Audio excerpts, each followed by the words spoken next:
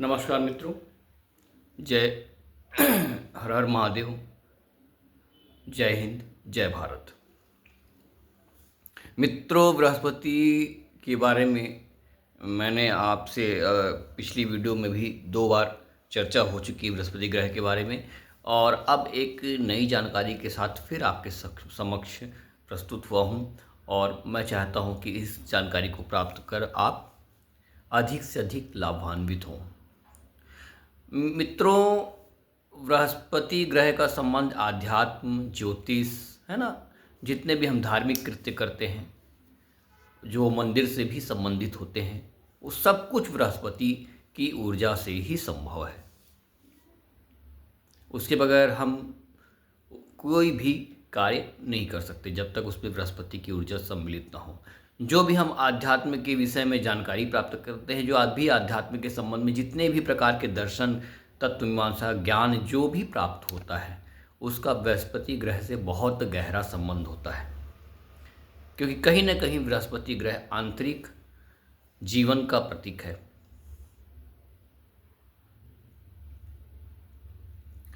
मित्रों, अगर बृहस्पति ग्रह अशुभ हो और राहु की दृष्टि पड़ जाए, या शुभ हो और राहु की दृष्टि पड़ जाए, तो वो शुभ होते हुए भी उसका परिणाम अशुभ जैसा ही होता है। एक समय के तक वो शुभ देगा परिणाम, अगर बृहस्पति ग्रह शुभ है। लेकिन जैसे ही राहु का समय आएगा, उस बृहस्पति की स्थिति बड़ी खराब हो जाती है। इसको तो खैर ये थोड़ा सा डीपली जानकारी है, इसको तो मैं ऐसे समझा नहीं पाऊंगा आप लोगों को। लेकिन एक बात बता रहा हूँ कि मान लो कि अगर शुभ बृहस्पति भी है और राहु की दृष्टि पड़ गई है, तो ऐसा व्यक्ति ज़रूरत से ज़्यादा चालाक, हर समय अपने फायदे के बारे में सोचने वाला और अहंकारी, क्योंकि राहु का दृष्टि संबंध बन गया। अब व्यक्ति जो होगा वो ढोंगी टाइप का होगा। वो दिखावे के लिए तो धर्म, पूजा पाठ ये सब करेगा, सामाजिक सेवा को जो भी करेगा वो केवल दिखावे के लिए होगा। आंतरिक तौर से वो अपने बिना फायदे के कोई किसी चीज़ को वो नहीं करना चाहता होगा। लेकिन समाज में लोगों को दिखाने के लिए ऐसा व्यक्ति कोई भी कृत्य करता है। आंतरिक तौर पे वो धार्मिक नहीं होता।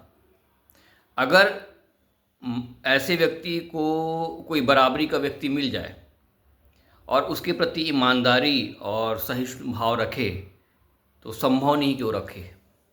वो पहले अपनी चालाकी देखेगा, फ़ायदा देखेगा, और कब उसको किस रूप में धोखा दे दे उसकी कोई गारंटी नहीं। तो ऐसा बृहस्पति होता है। वो दिखाता तो व्यक्ति मैं बहुत अच्छा हूँ, लेकिन वो अव्वल दर्जे का बेईमान होता है। ऐसा व्यक्ति ढोंगी होता है। तो ये अगर ऐसे अशुभ बृहस्पति, शुभ होते भी ये अशुभ है। यही चीज़ें थोड़ा सा समझने में, दृष्टि संबंधों को अगर आप जानेंगे, पढ़ेंगे, तो आप पता चलेगा। और कहीं गलती से अशुभ राहु का प्रभाव आ जाए जीवन में, तो बाद में ऐसे व्यक्ति को कष्ट भी बहुत झेलना पड़ जाता है। तो आप कभी भी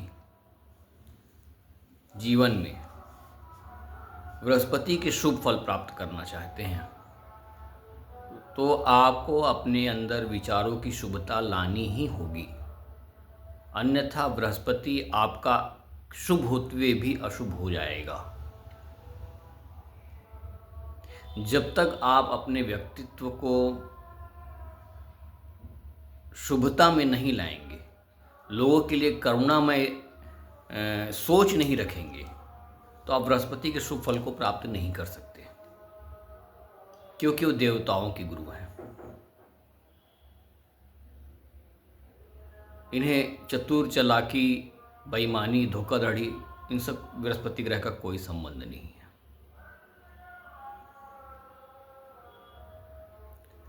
मित्रों, यदि आप पुरानी परंपराओं का पालन नहीं कर रहे हैं, तो भी आपके बृहस्पति खराब परिणाम देगा।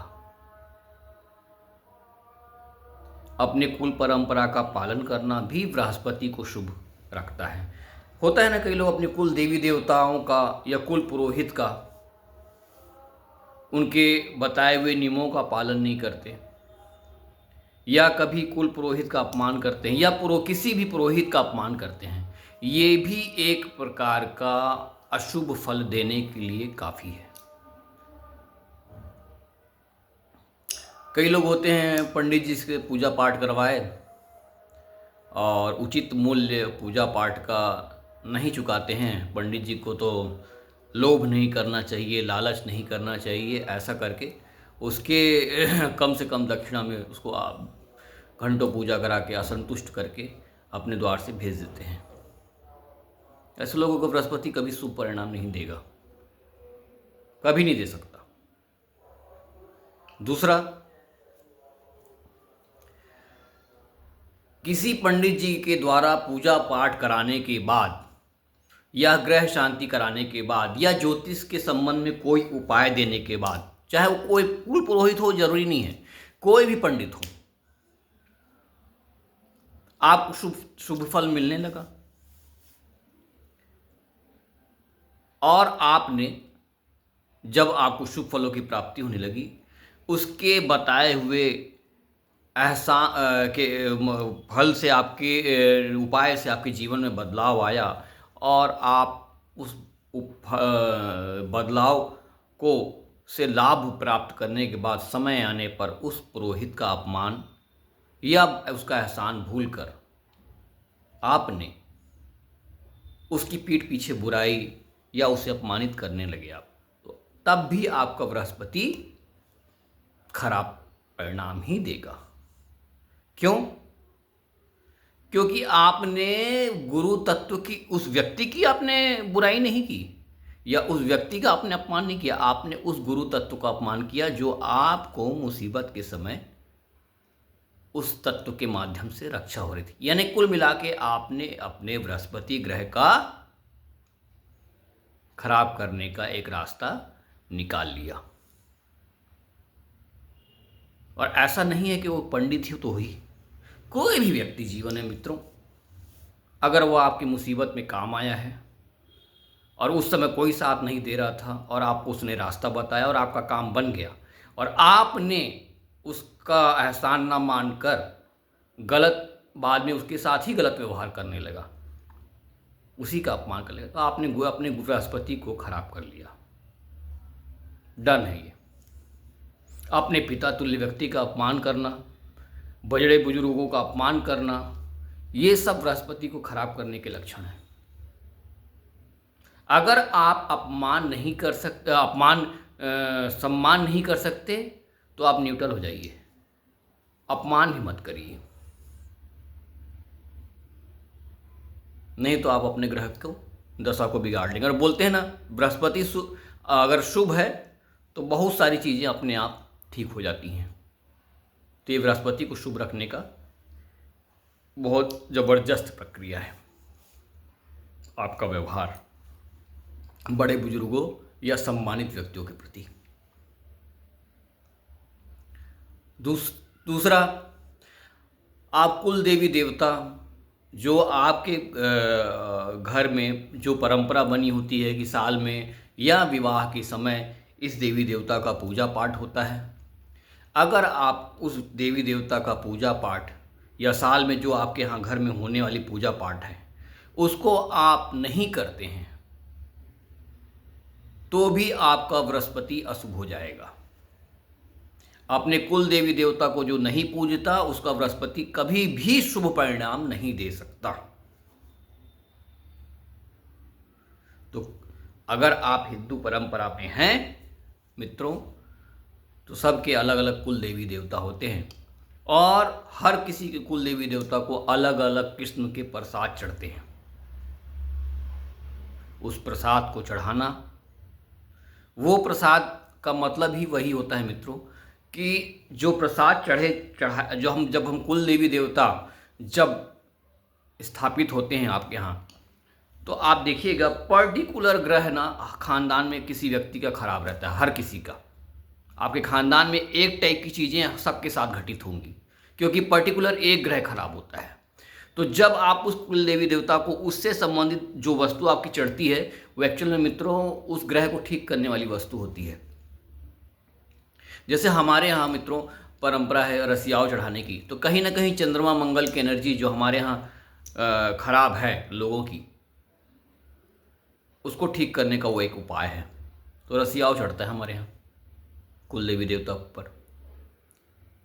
तो ये इतना इम्पॉर्टेंट है मित्रों कि मैं आपको क्या कहूँ। इसलिए कुल देवी देवता को जो प्रसाद चढ़ता है और भी जो जो चीज़ें चढ़ती हैं समय के अनुसार, उसका आप पालन करिए और आप देखेंगे ज़िंदगी में चमत्कारिक फल प्राप्त होंगे आपको। और जो व्यक्ति आज जो इतनी परेशानी है जीवन में लोगों के, सब कुल परंपराओं को भूलने की वजह से है। यदि आप अपने कुल परंपराओं का उचित पालन करेंगे तो आपको किसी ज्योतिष की जरूरत नहीं पड़ेगी मित्रों।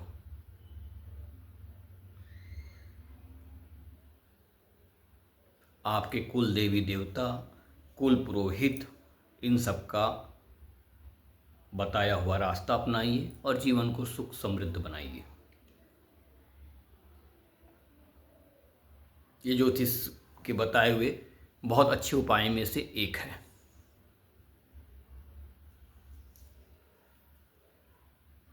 मित्रों, बृहस्पति ग्रह आपके जीवन की वो कड़ी है जो आपको अपनी परंपरा, अपने कुल के मूल यानी जड़ से जोड़ने वाली प्रक्रिया है। बृहस्पति ग्रह ही है जो आपको संस्कार देता है, आपको बताता है कि क्या जीवन में करना है और क्या नहीं करना है। नैतिकता की जो शिक्षा देता है वो केवल मात्र एक बृहस्पति ग्रह है। और नैतिकता क्यों जरूरी है ये बताने की जरूरत नहीं है मित्रों। हर किसी को नैतिकता की जरूरत है। नैतिकता का अपना एक स्वाद है जीवन में। जिस व्यक्ति के अंदर नैतिकता नहीं होती है वो अपने जीवन को कभी सुंदर नहीं बना सकता। वो समाज में उठने बैठने के लायक नहीं होता। वो सही और गलत में फ़र्क नहीं जानता और वो छोटों और बड़ों की तमीज़ नहीं जानता। तो ऐसे व्यक्ति को लिए ही हमारे यहाँ बृहस्पति ग्रह वो ज्ञान देते हैं कि आप समझो नैतिकता क्या है।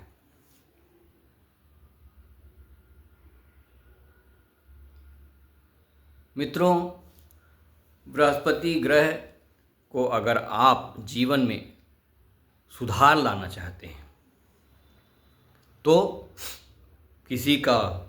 कोई अगर एक किसी भी किस्म का आपके ऊपर एहसान किया है तो उसको एहसान को याद रखें और अपने कुल देवी देवता के जो भी नियम बनाए गए हैं उस नियमों का पालन करें, अपनी कुल परंपरा का पालन करें एवं ब्राह्मणों, पंडितों का और बड़े बुजुर्गों का आदर सम्मान करें। आपके बहुत सारे ग्रह ऐसे ही अच्छे हो जाएंगे क्योंकि बृहस्पति ग्रह बहुत से ग्रहों को कंट्रोल करता है।